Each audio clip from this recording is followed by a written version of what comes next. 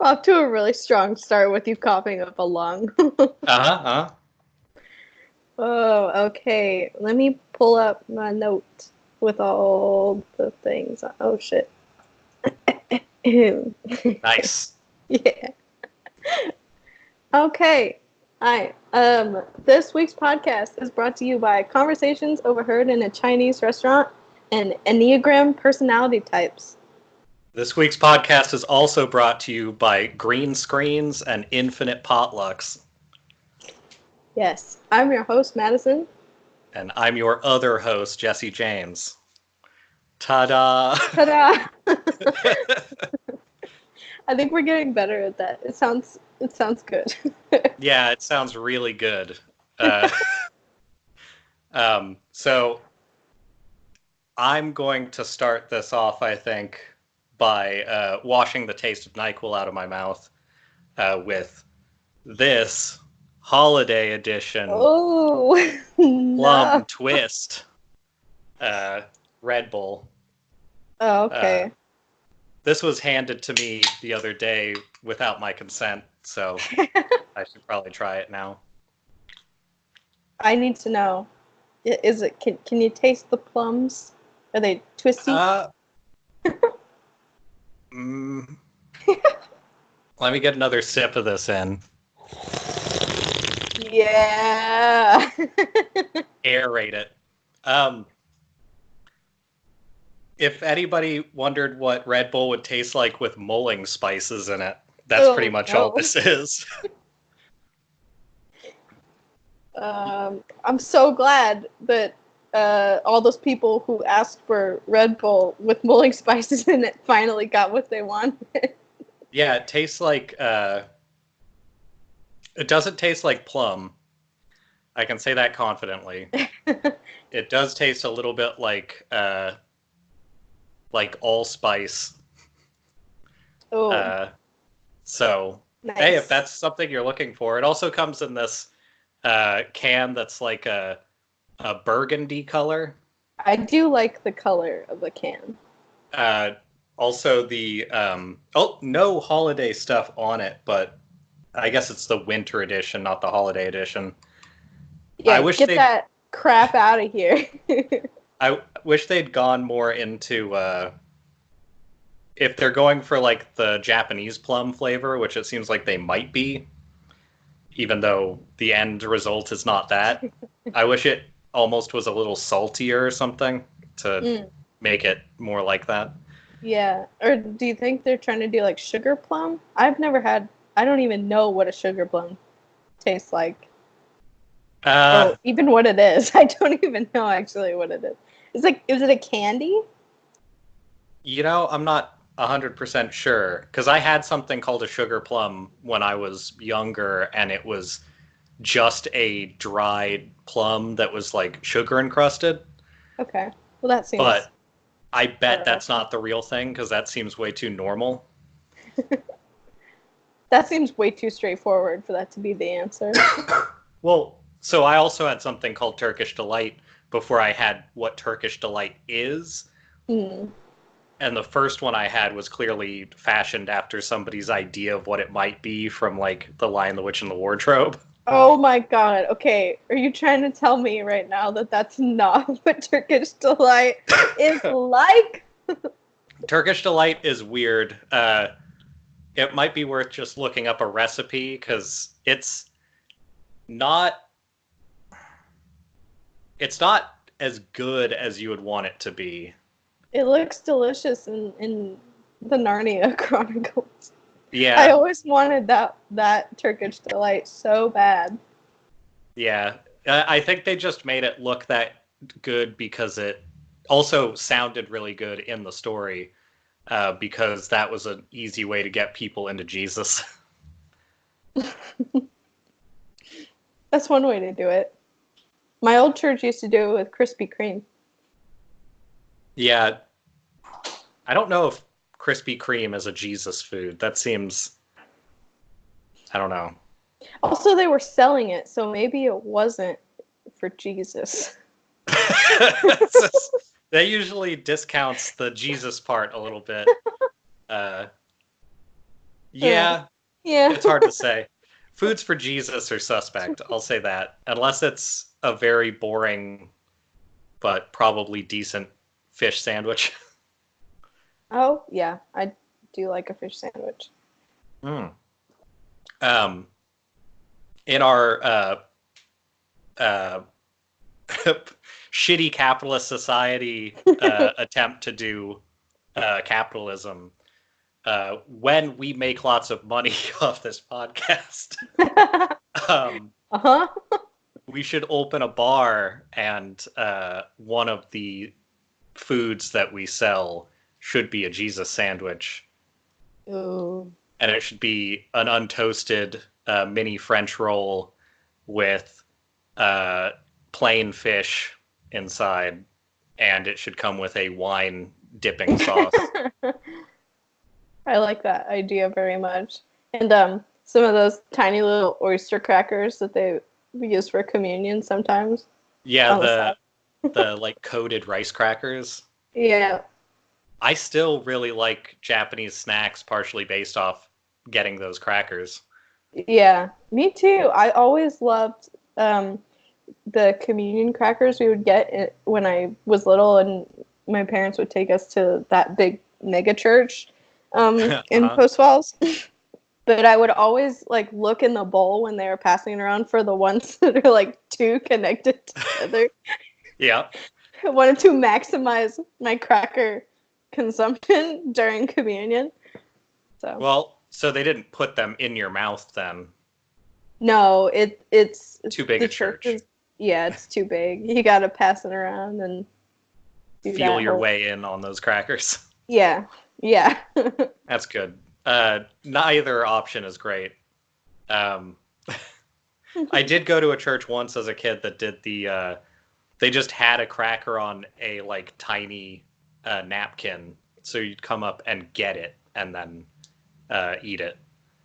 So it was not, I mean, whoever set it up still probably touched all the crackers, but there wasn't a ton of touching the crackers, and there wasn't any touching the inside of your mouth a little bit. So. Yeah. I don't like that at all. Why not? I don't know. I don't know. Okay, well, I'm dying to know. Tell me more about your experience being in front of a green screen and cooking things. Yeah. All right, well, if we're going to that topic, let me send you a little piece of that. This will probably be used to keep me from it'll be on your phone. This will probably keep me from being in office at any point in my life. And that'll kind of... Oh, my. It's a video, so you should probably turn that up. Oh, yeah. Oh, no. So, I will say that was... One more time. That was on request. Good. I'm glad. So,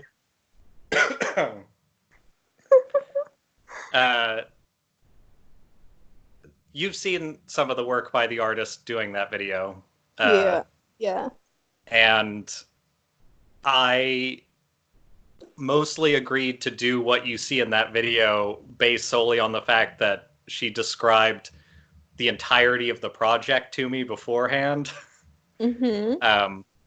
I will say it's very easy to interpret that as, let's say, not racially sensitive. I don't know what you mean. As a white guy with a fake Asian beard on, being asked to act like I'm in an old like kung fu movie. But so I think the video that I sent you was just a part of her taking video to like send to people that she knew. Oh, good. Okay. Because that isn't in that project. But there is an awful lot of other stuff that is, I would say, more troubling in that project. I spent a lot of my time in a room with a green screen and then a like sort of faux green screened floor in my underwear with like varying levels of decently made traditional Korean wear on. Okay. Which meant that I was basically in a room with my friend. Like, I mean, I had clothes on technically. They did wear that kind of stuff at some point and continue to for certain things. So, like, there's that. But it was still like we had to pause because you could see my modern underwear, like, in shots fairly often. Also, I'll say sitting on a very hard floor, cross-legged for hours, your feet don't do super well after a while. Oh yeah, I'd Uh, imagine.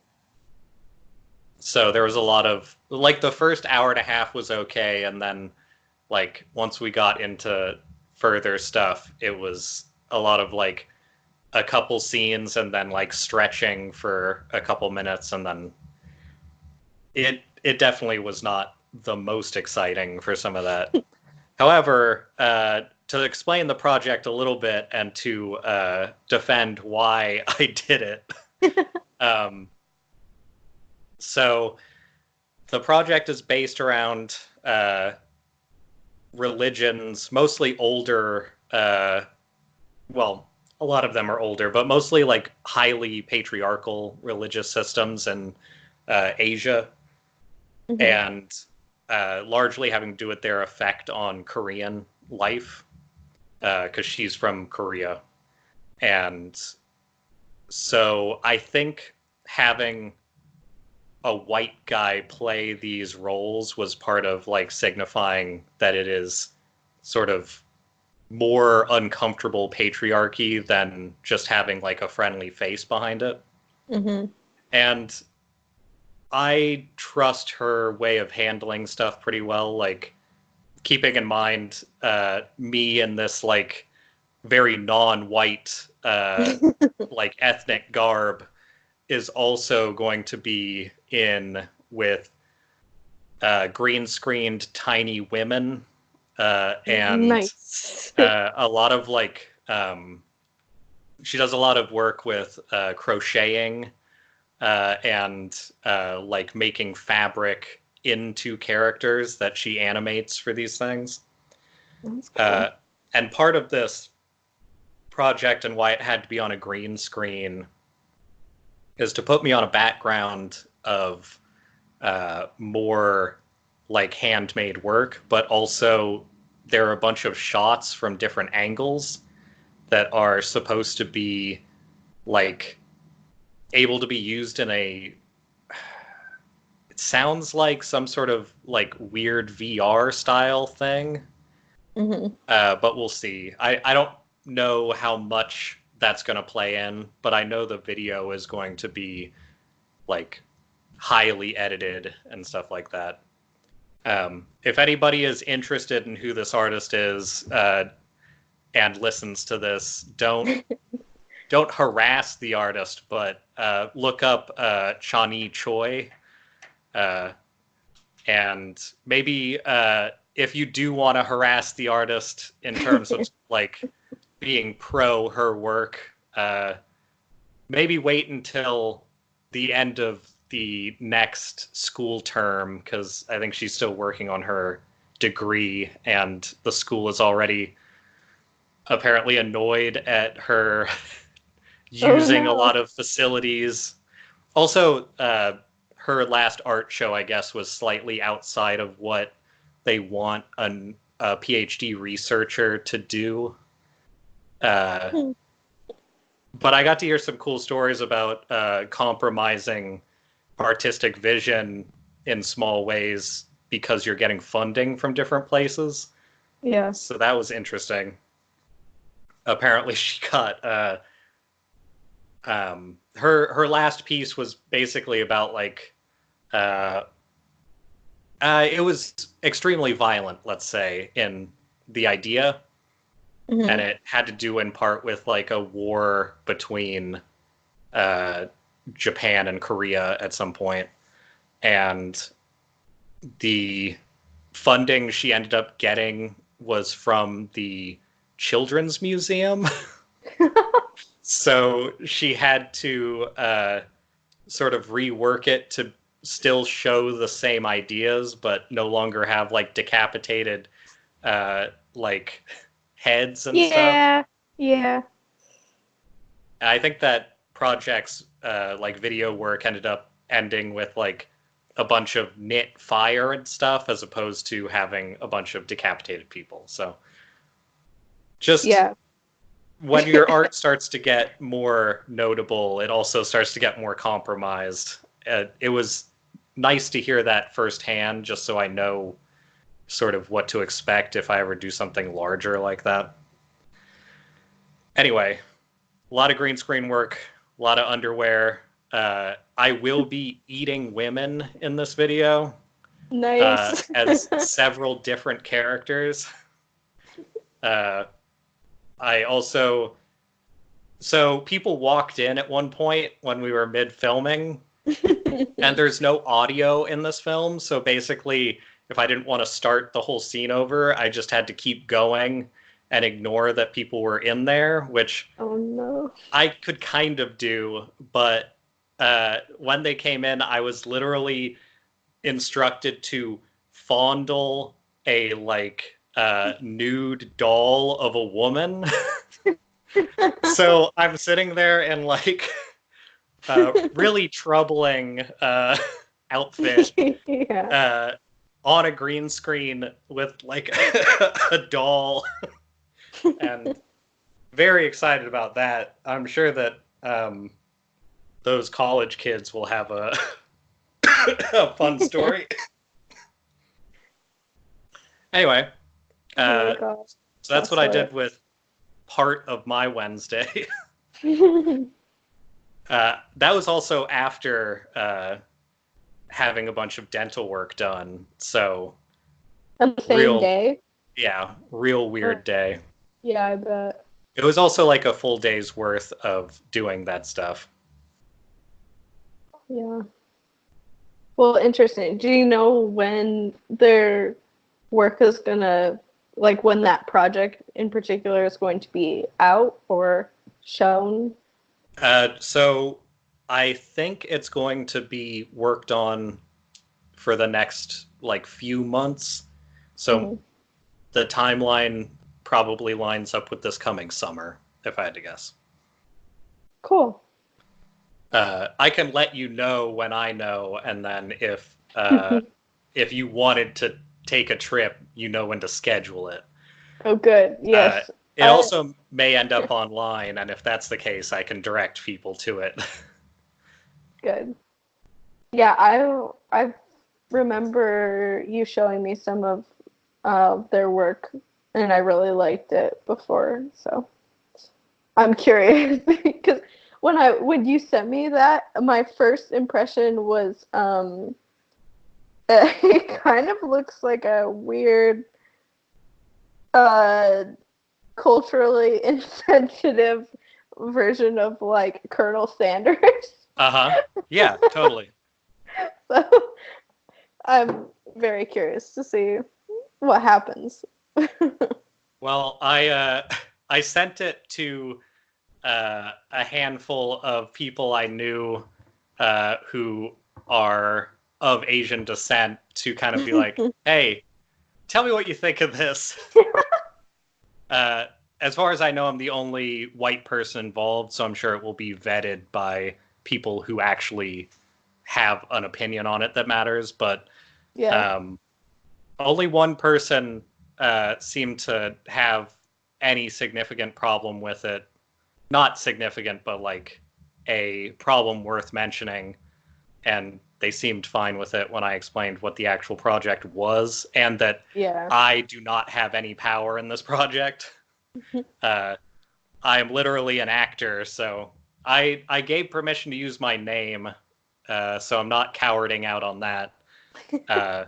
But we'll see. I'm hoping that the other green screen work that people get in there balances it out a little bit and makes it a little clearer, but with art, it's real hard to tell. Yeah. Well, I mean, especially with green screen. Yeah. That's... Do take a look at that, because my real facial hair definitely is not covered. But I do have a lot of makeup on, even if it's hard to tell. That was... Oh, really? Did you? Yeah.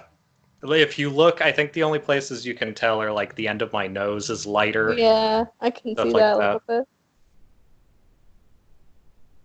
Yeah. Nice.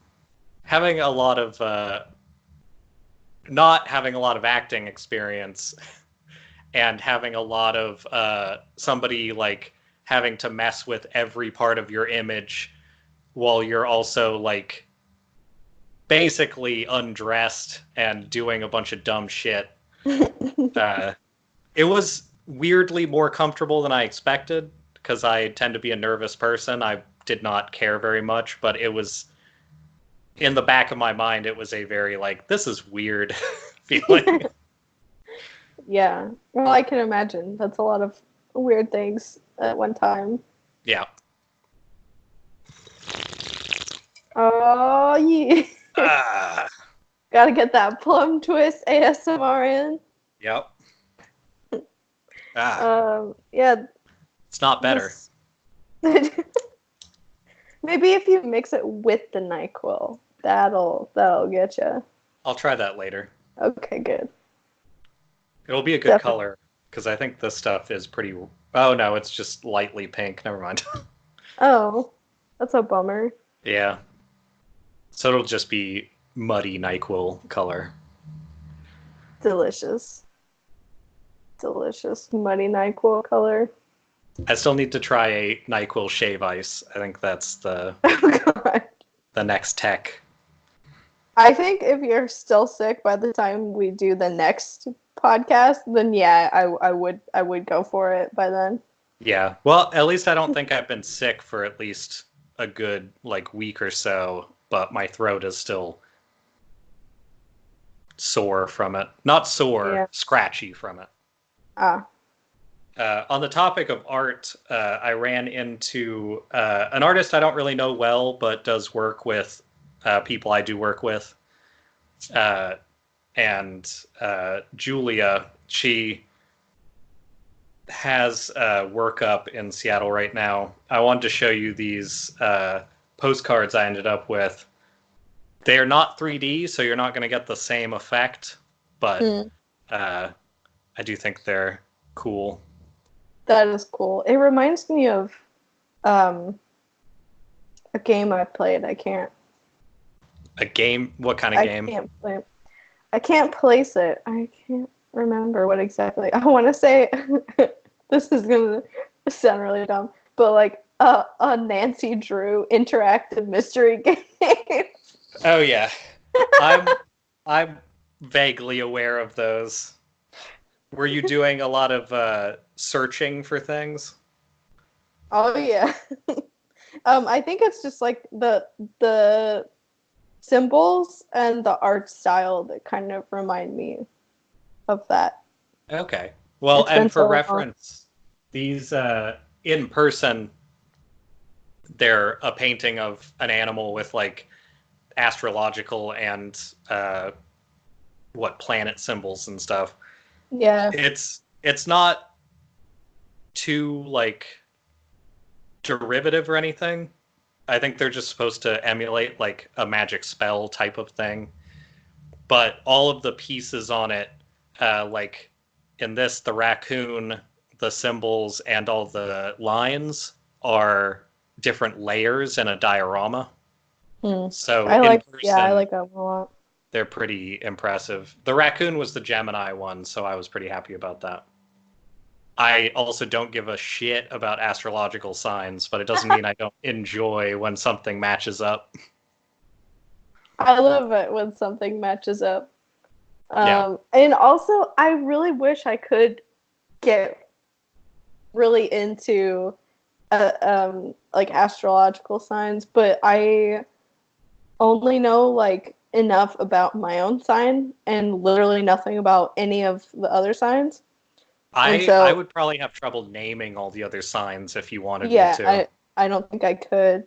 But I always am jealous of the people on Twitter who are like, "Oh my God, that's such a Gemini thing," or something. And I have absolutely no idea what constitutes a Gemini, a Scorpio, Aquarius, or anything. Yes.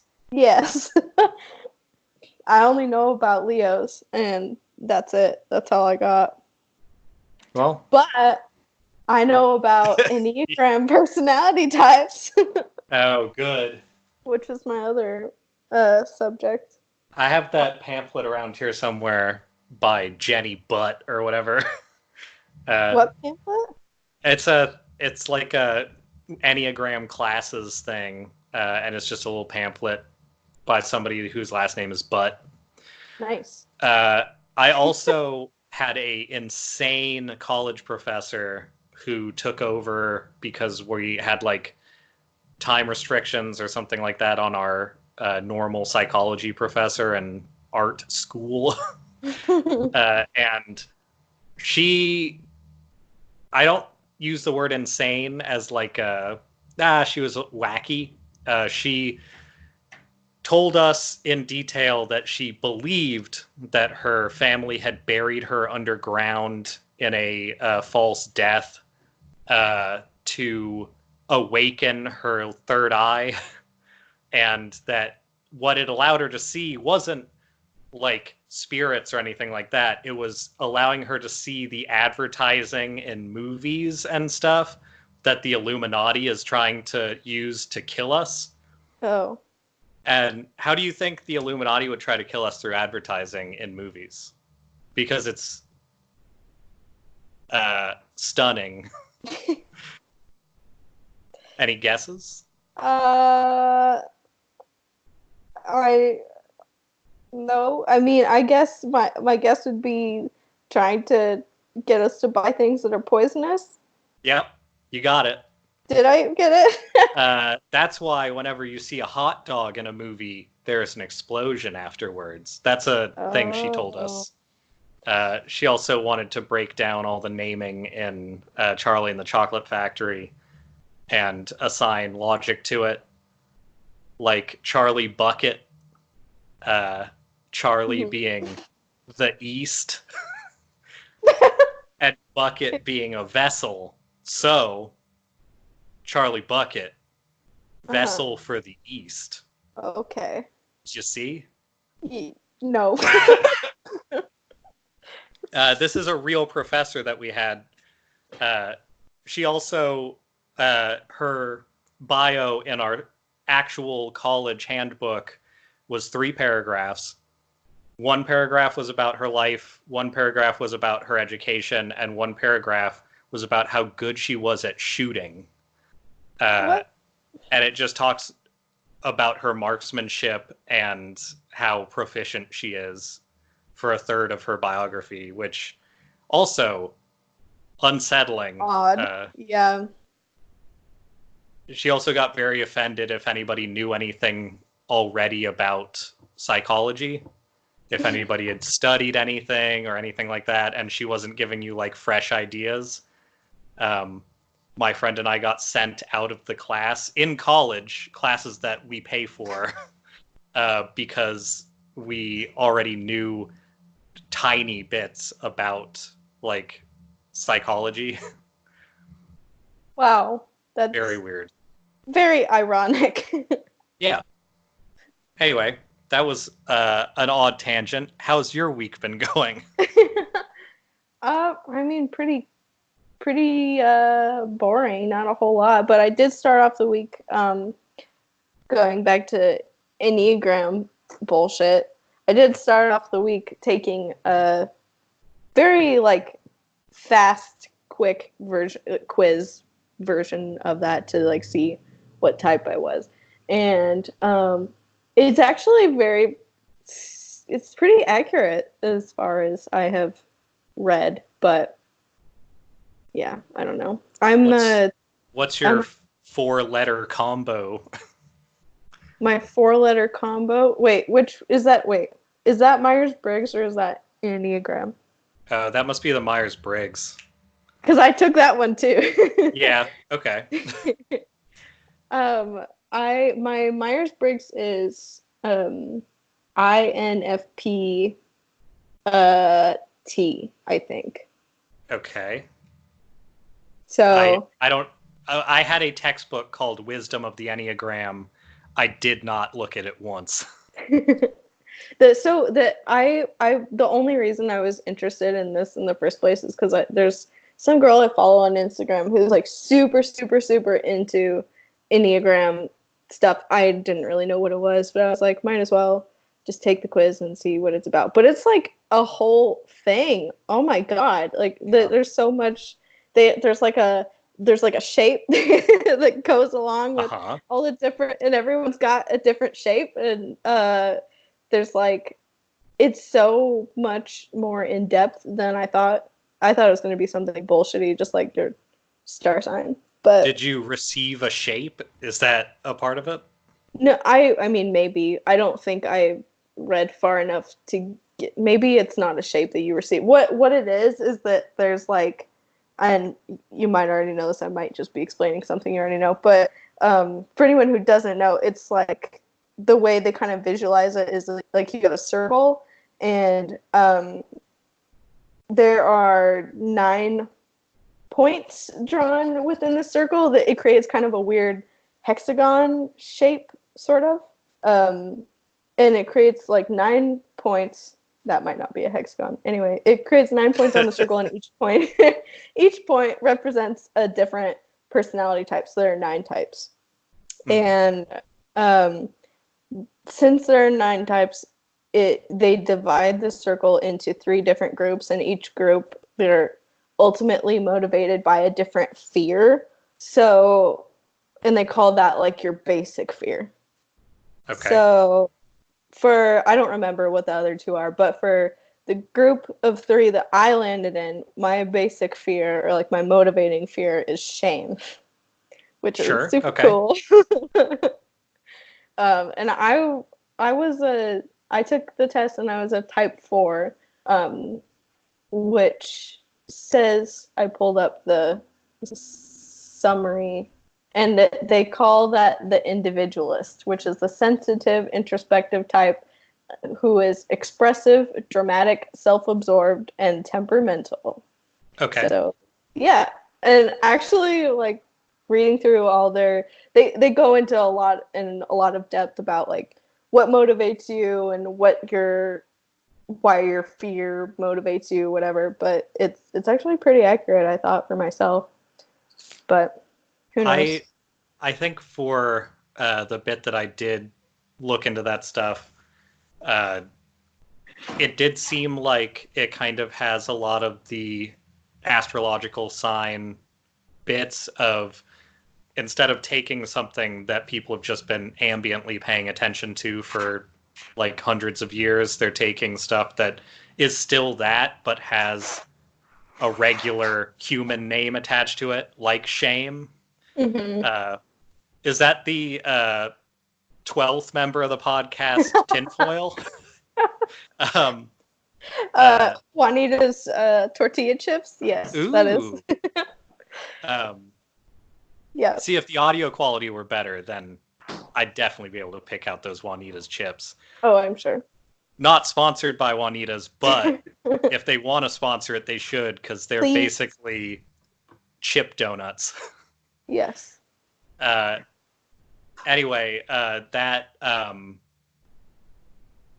system seems like it is taking just a word like shame or self-absorbed or any of those and applying it to like a set of things that you would get through like a personality test, but more in depth.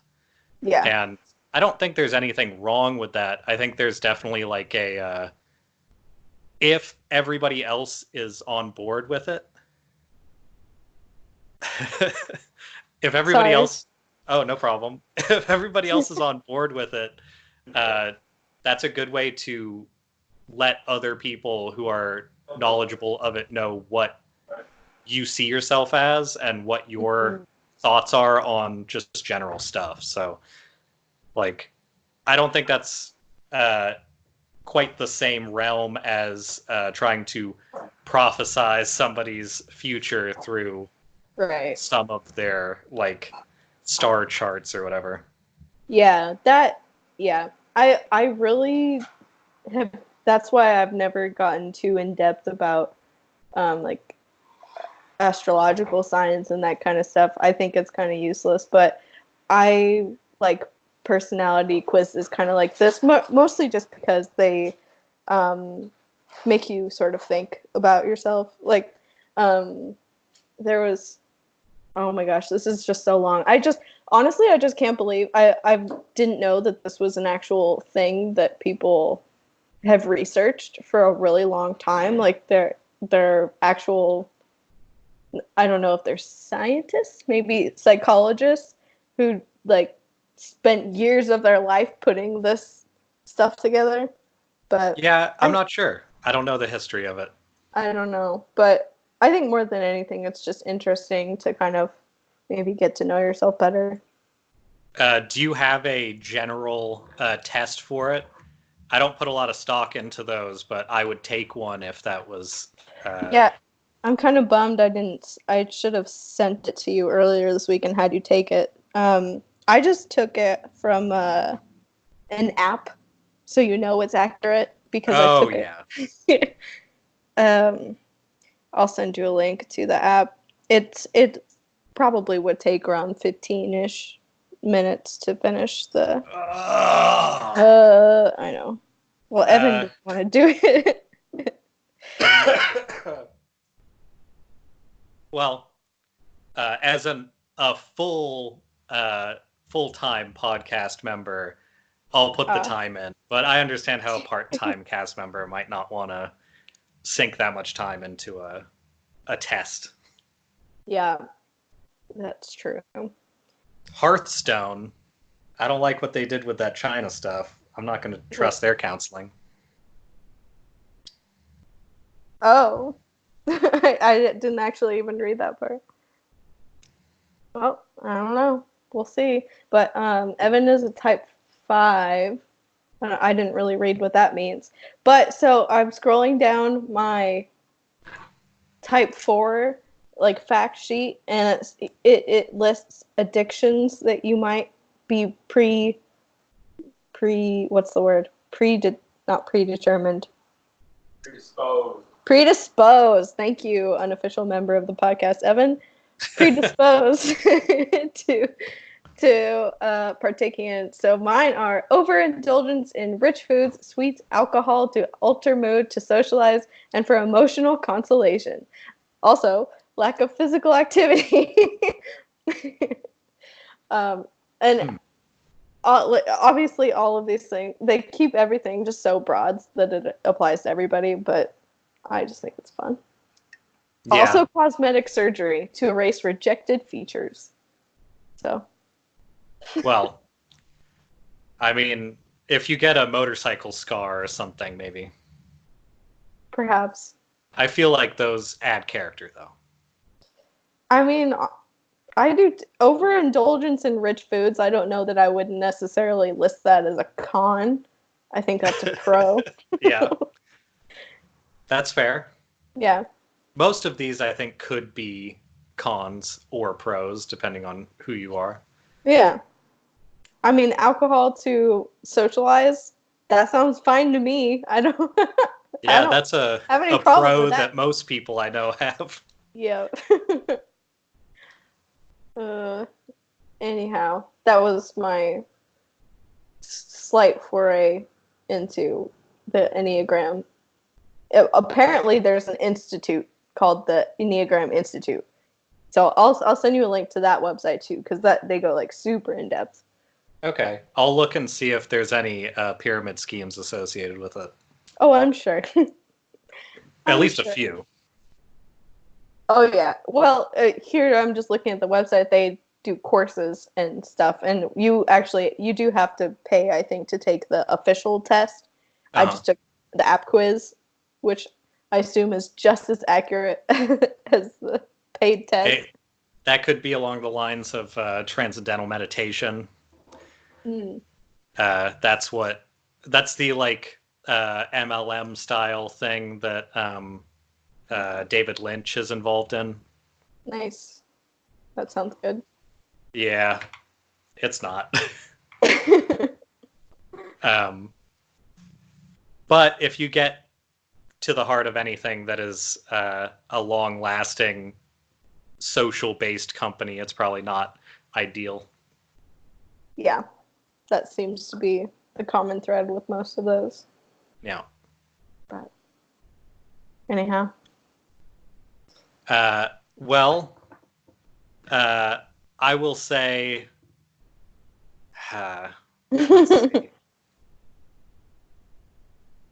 I am still glad that I'm doing this podcast instead of going to that potluck. So that's... Oh, yeah, I forgot about that. I'm sorry. Well, like, if you're glad, I guess I'm less sorry, but... It seems like it would be fun, but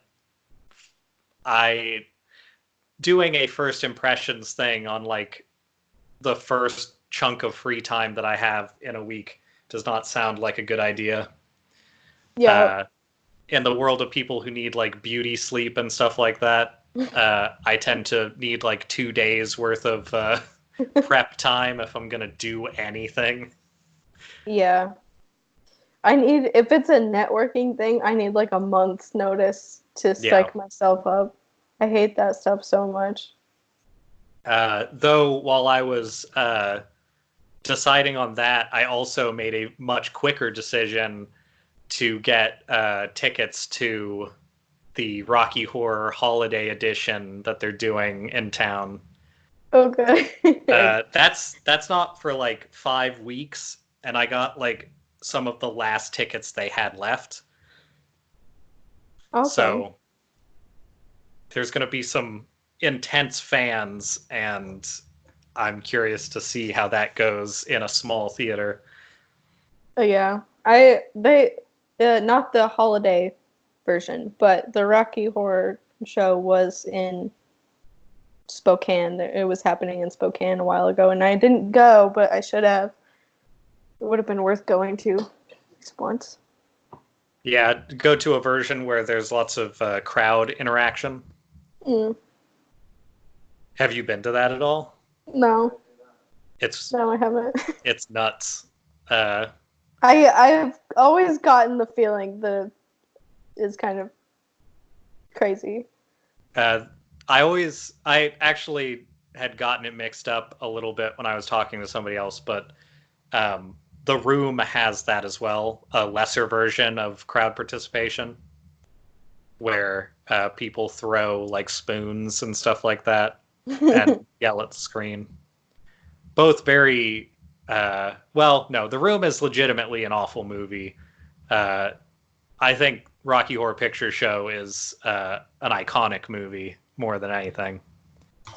They're both iconic in their own ways. Yeah, but one of them starts off with like 20 minutes of like butt thrusting, and that's not ideal in a movie. What's not iconic about that? You've seen The Room, yes? Yeah. Yes, yeah. I am. Where you see like Frankenstein with a wig on, manhandling that woman in uncomfortable ways for the whole start of that movie. Yeah. Yeah. It's a journey. Yes. Yes. Speaking of discomfort, kind of. I have been playing that new newish Star Wars game that came out. Mm-hmm. Because while I dislike a lot of things about Star Wars, I like a lot of things about video games and laser swords. And I would recommend that game to most people, the Jedi Fallen Order game. But for as much as I was enjoying it, like I played it some last night, and I had gone through like this week of a ton of bullshit, and kind of that was the like carrot at the end of that week. Mm-hmm. And last night I hit a progression bug that I think means I have to restart the game entirely. Oh no. And I'm like 45% of the way through it, so that sucks. Yeah. And when I went online to see if anybody had figured out, like, well, also because I'm an idiot and an ex-tester, I spent 3 hours trying to figure it out myself. And then I went online and looked and saw that I had hit one of either like between 3 and 5 game-breaking progression bugs in that game. And I think it's updated like 3 or 4 times since it's come out already. Mm-hmm. So that's discouraging. Oh. So I guess don't play that game, and just go off and do whatever you want in it for maybe another month or two until they fix whatever that is. Oh no.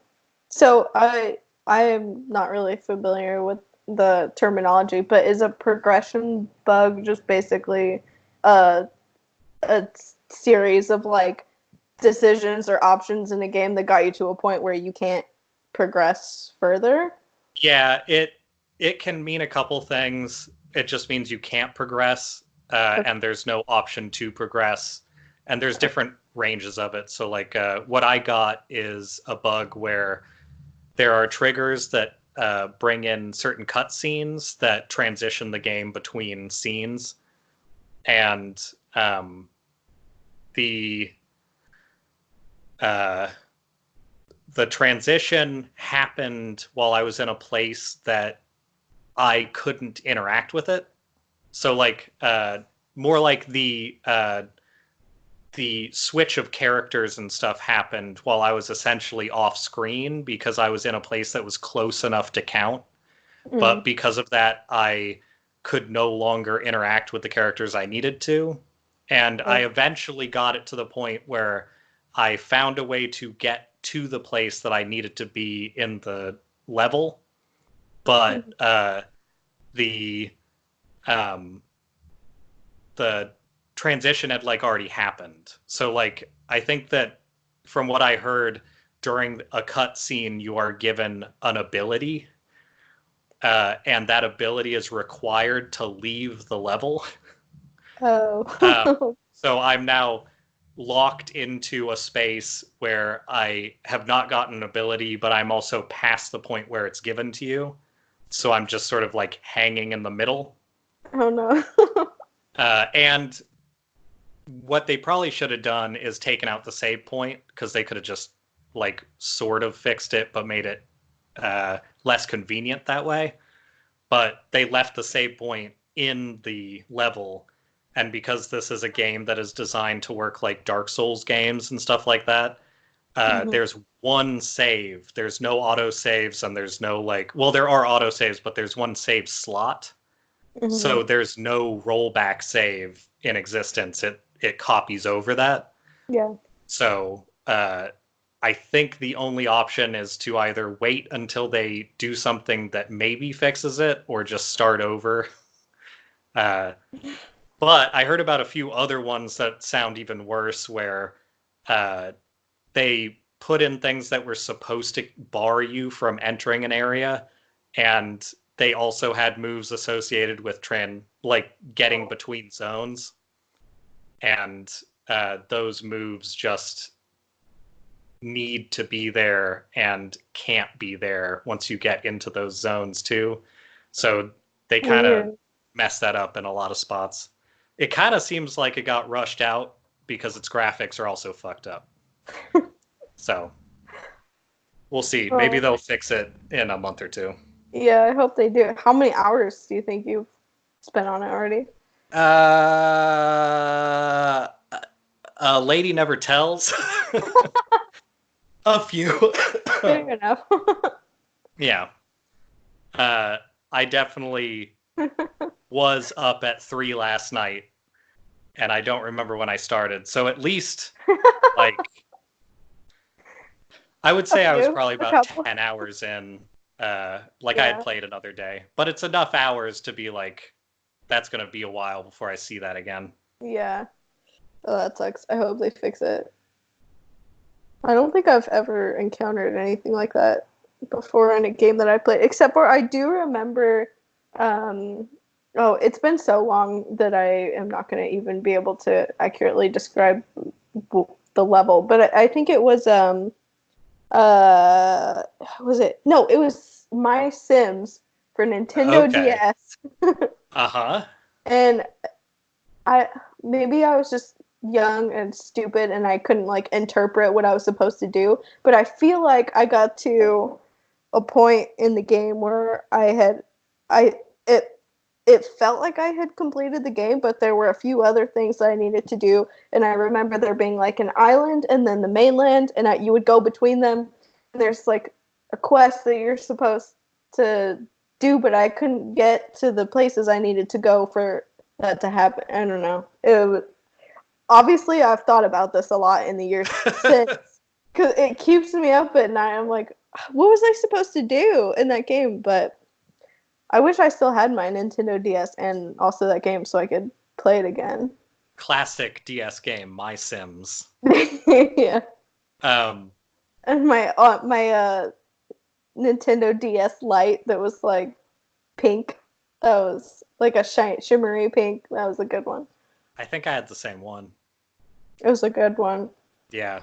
Because I think I upgraded to a pink one and gave my stepmom my old, like the big bulky gray one. Yeah. That I had when it originally, close to when it originally came out. That thing was out for a long time. Mm-hmm. But I will say from some Sims experience that you not being able to interpret what you were supposed to do is not abnormal at all. Also, the same parent company that made this Star Wars game. Oh, well, there you have it. Yeah. I think EA might actually have the worst debugging department of any of those places. Yeah. Interesting. But I will say they got some really interesting people into the cast for this one. Aside from, like, they got Forrest Whitaker in it and stuff like that. But to reprise his role from Star Wars Rogue One. The name is familiar to me. Who does... You don't know Ghost Dog? Ghost Dog? No, I don't. Forrest Whitaker is a pretty well-known actor, but from like the mid-90s, maybe. Like, I was real young seeing Forrest Whitaker stuff, and then he kind of came back. He was in that Predators movie, I think. Okay. I might be being... Here's what I'll do. Yeah, look up Forrest Whitaker and then tell me if I was an unintentional racist. I'm pretty sure he was in Predators, but now I'm afraid that it's Morpheus from CSI. You know the one. I don't see Predators on here. Damn it. I have some bad news for you. Yes. Okay. I have not seen like any of these movies that he's in. Okay. Well, he's a good actor, and he's in there, and then there's another person in there showing my bad memory for names, but she's an actress and a voice actress who always plays like kind of strange characters that are... She's a good voice actress, but the only other video game that I can think of that she was in is a game called, like, Technomancer, I think, made by a French company called Spiders. It's not a good game, but it's artistic, let's say. Okay. And then I don't know, she's in like smaller movies and stuff like that, and now apparently Star Wars. Anyway, very exciting news in the world of video games. They're still both very good and very bad at all times.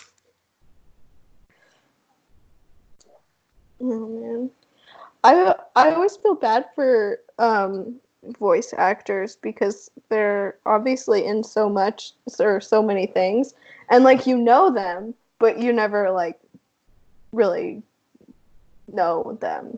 The only person I can think of right now that is kind of or Netflix, I think, has helped a lot with that. With like in BoJack Horseman, I love that all of the voice actors are very obviously people that you can identify because they have such unique voices. Like Kristen Shaw, I love her.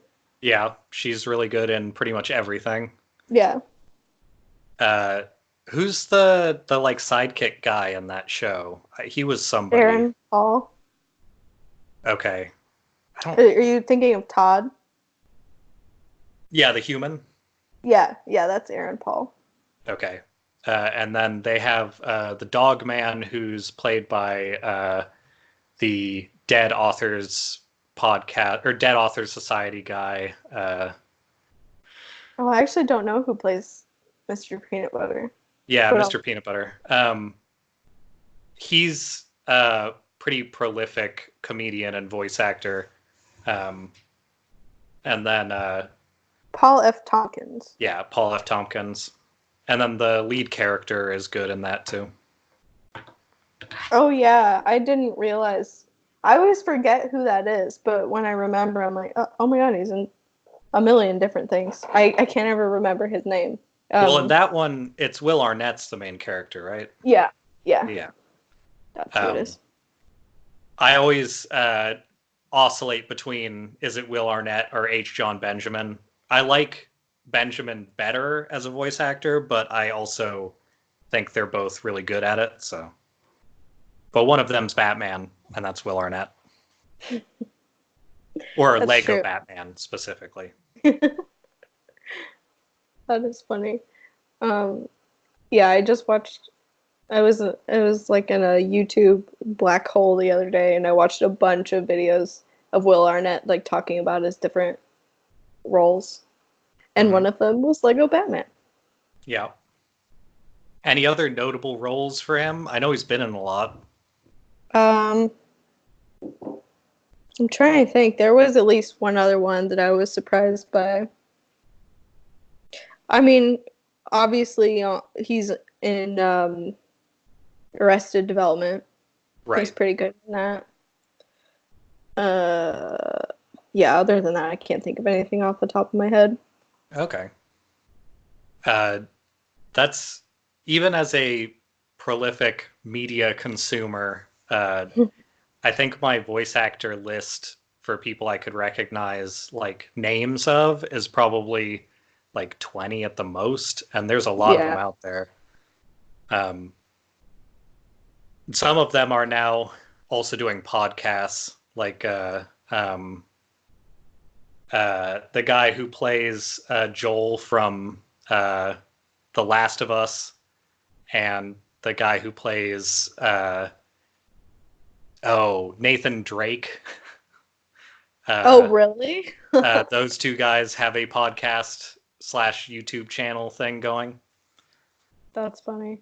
Yeah, they're also like, I think they're close in age, but like maybe like a decade-ish apart, and they have like sort of like separate but similar arcs of like playing every character in every game and then playing like a bunch of like niche characters. Mm-hmm.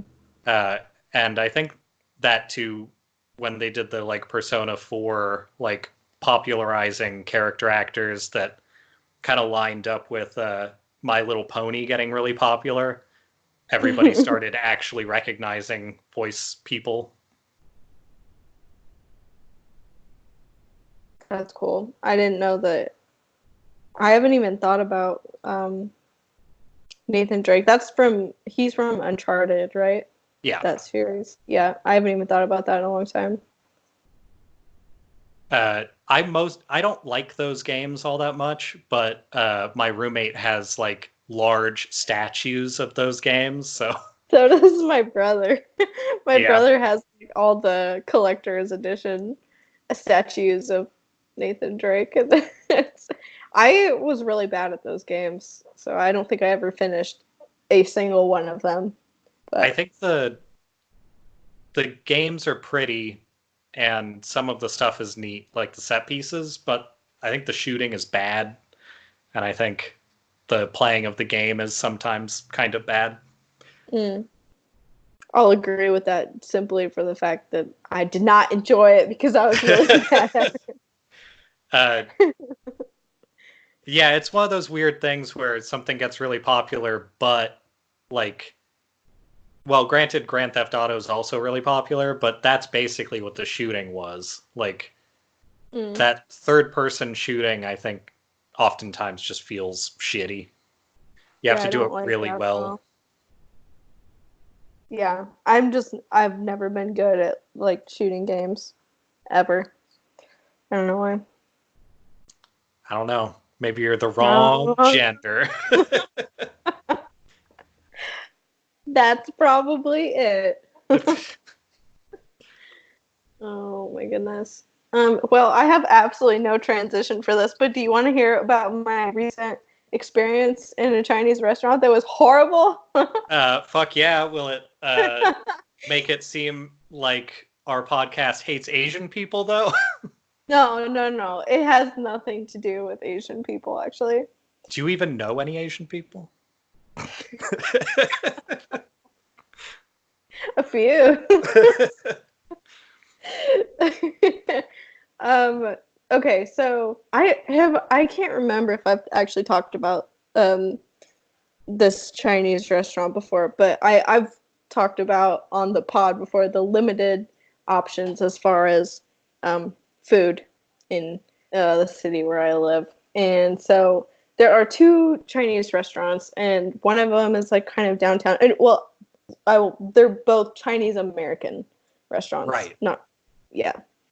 So there's one downtown, there's one like kind of outside of town that we went to once before, and I got food poisoning at it.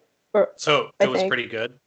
It was really good. It was actually it's really bad. The food is really, really bad. I think the reason I got the food poisoning was because I ordered prawns, like sweet and sour prawns. Oh, yeah, seafood can be dicey. Yeah, especially in Idaho. So that was mistake number one.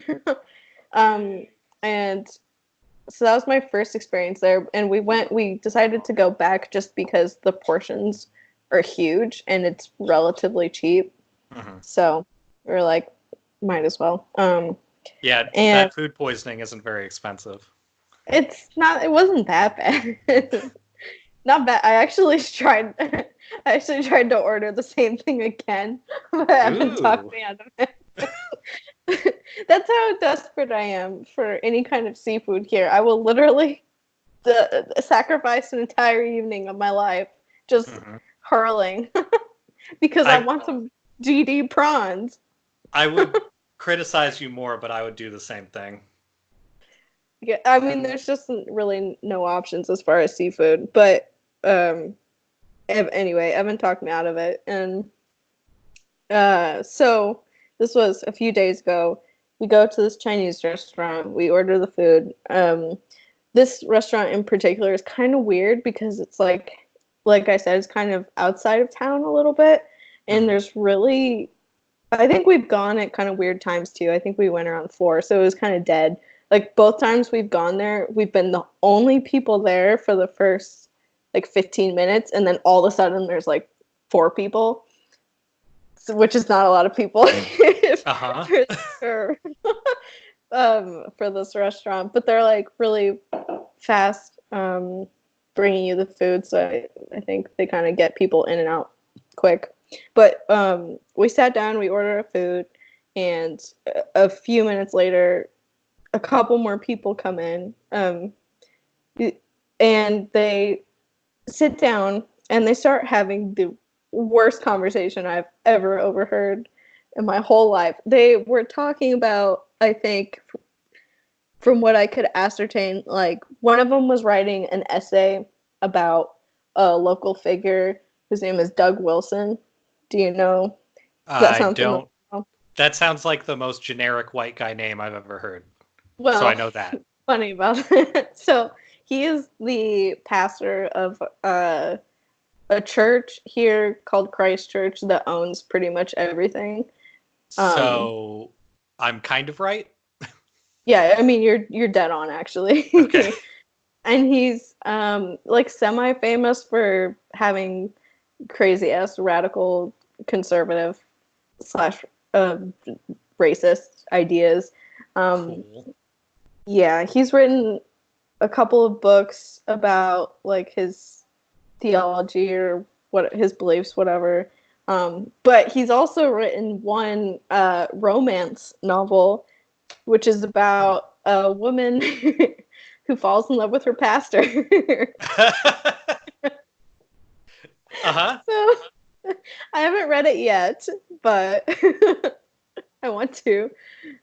Anyway, so these 2 people were, I think one of them had written an essay basically slamming this dude and saying that he was racist, and the other person was like one of those people that in public spaces, there's people sometimes when they talk really loud, and you can tell they're talking really loud because they think what they're saying is funny / important, and they want other people to overhear them. So yeah, I do that when I get drunk and I'm at a restaurant or something. So I know exactly what you mean. She was dead ass sober, but it was terrible. So the conversation started with that person, the loud person, trying to kind of like, I think the other person was asking for criticism on her essay, and the loud person was like telling her that it was bad, essentially. And then they got on this tangent that sounded like they were discussing eugenics for a while.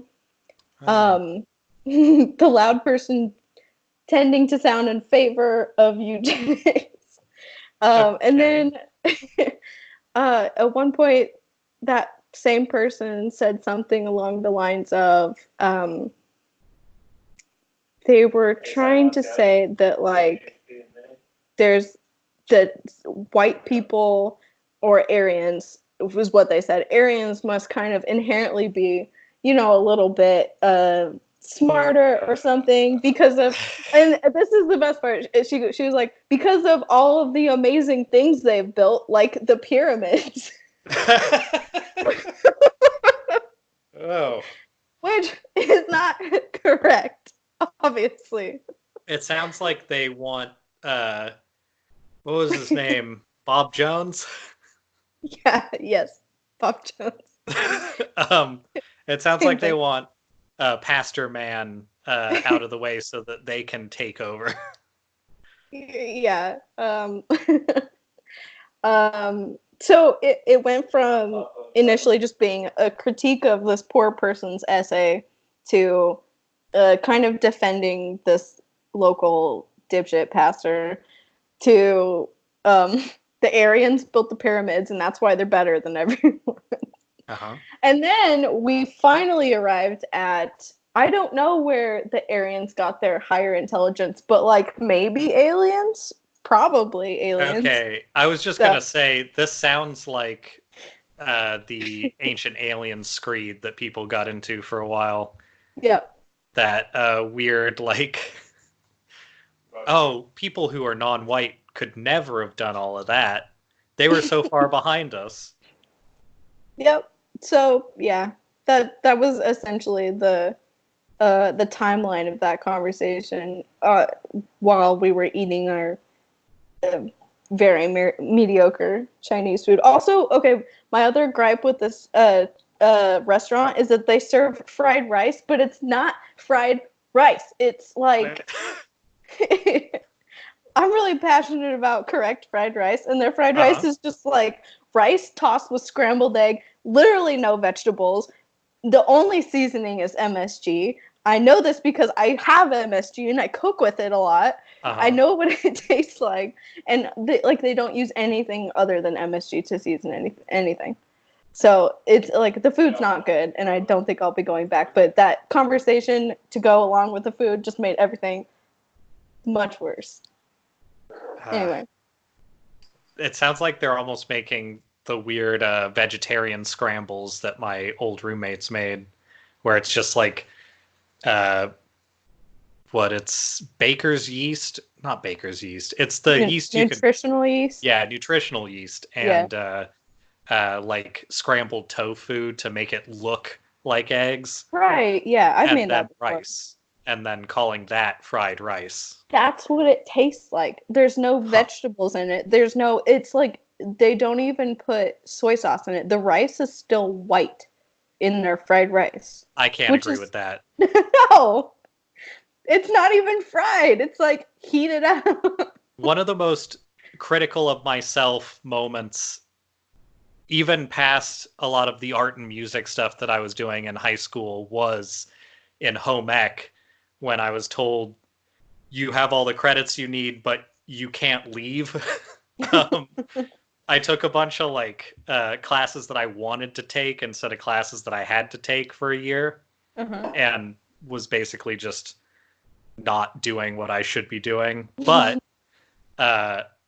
home ec, we had to make fried rice.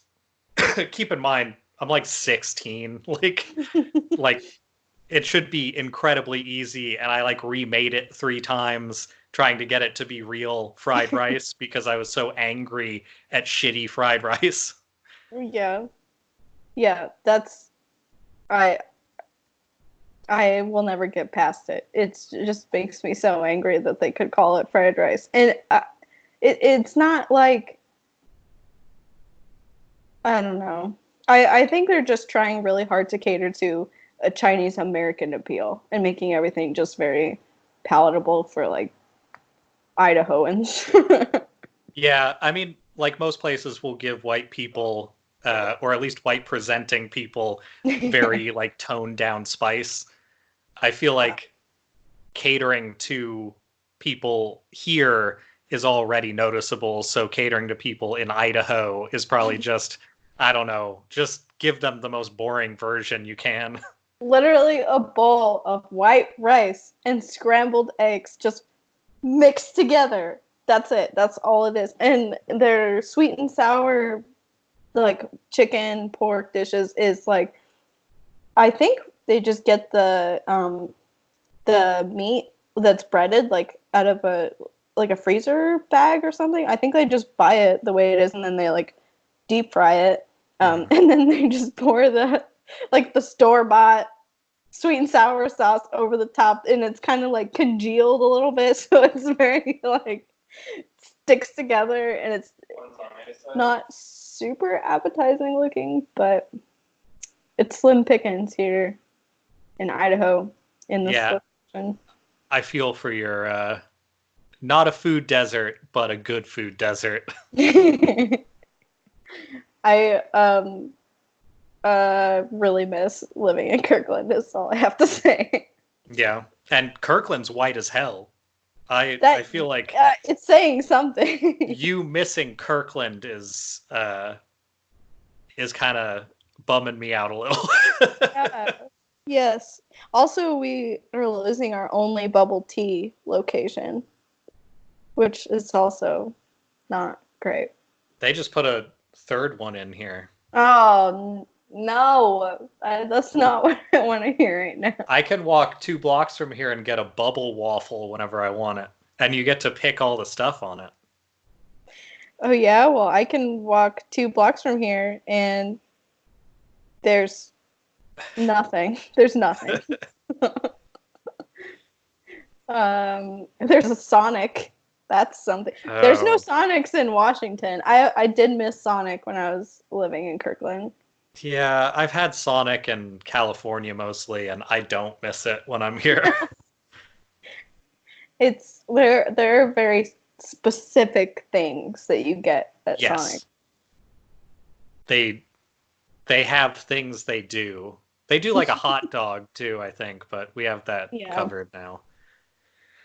You can get your pseudo designer still sloppy dogs at the Shake Shack that's here now. Yeah, I wouldn't know what that's like. Yep. But anyway, so that was this week in restaurant experiences. Well, I'm glad that you got to get a real taste of what it's like living outside of a city out there, because sometimes I forget for a moment that everything gets real dark when you start roving out past the borders. Yeah. Yep, it does. So just savor that bubble waffle for the both of us. Though, to be fair, there's still enough people out here that you do hear the stupid, like, ancient aliens talk, so we have that in common at least. Oh, yeah. That's, I don't know that we'll ever fully escape that no matter where you go. No, I think the internet sealed that. Yeah. Yeah. Yeah. So. Well, maybe you can move into my dream world where you live in a skyscraper. Oh, yes. Yeah. You need to tell the podcast about your... I mean, that's pretty much it, I think, from what I remember. I don't think there's a lot to that story. It was just, for whatever reason, you lived in a skyscraper, and in living in a skyscraper, like in a house in a skyscraper, basically, Nice. You still were asking people to help you move, which I think is rude.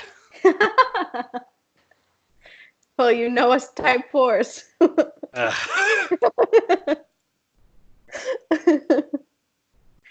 Oh, that is hilarious. And I hope my parents do have a secret skyscraper that they're not telling me about. Oh, I bet that's unrelated, but it was well timed. Yeah, pretty unrelated. But I do like feeling like I have my own personal laugh track. It's good. I want to propose something for next podcast. Do you have access to Netflix? I do. Okay. If I gave you a movie assignment, would you want to do it? I would, yes. Because The Night Before Christmas is out on Netflix, and it looks dumb as hell, and I think it might be worth watching. It looks very Lifetime-y. Okay, good. And have you seen anything about it? Mm-mm. I've seen very little except for a screenshot that is... It looks like A Knight's Tale made by a younger crowd, but Christmas themed. Oh my god. And that seems potentially deeply amazing. Disappointing and also amazing. So I think we should probably watch that and then give some impressions of it. Yes, okay. I'm adding it to my thing right now. Excellent. I'm glad you said, oh yeah, that does look pretty bad. Yeah. I actually just recently made somebody watch A Knight's Tale because they had never seen it before. It's an important piece of cinema. It truly is. And then last night I made Evan watch Heathers, which he had never seen. The movie, I assume? Yeah. I have that movie. I think I owned it for like 5 years before I watched it too, which is an odd choice that I make sometimes. But I've heard the series is actually good. I actually didn't know there was a series. Yeah, it might be on like HBO or something. I haven't seen it. I've just heard about it. Kind of like that Mandalorian show that came out, or is in the process of coming out, kind of like Game of Thrones did. Mm. Do you know what a Mandalorian is? No, I like know the word from being in this world, but I have no idea what it is. First off, that makes you the official least nerdy person on this podcast, which I think is something only I was looking to prove. But it's like a show about Boba Fett. Okay, I could get on board with that. I've heard that's good, but it's also on Disney Plus, and I don't know how much I want to enter that world. Yeah, I feel like if I got a Disney Plus account, I would just not do any work for a solid 2 weeks. Well, you'd be caught up in the Maklunky of it all. Wow. Okay. Well, I think we should just end the podcast right now because That's fair. I don't think we're gonna get a better recall than that. All right, end it. Okay. Goodbye.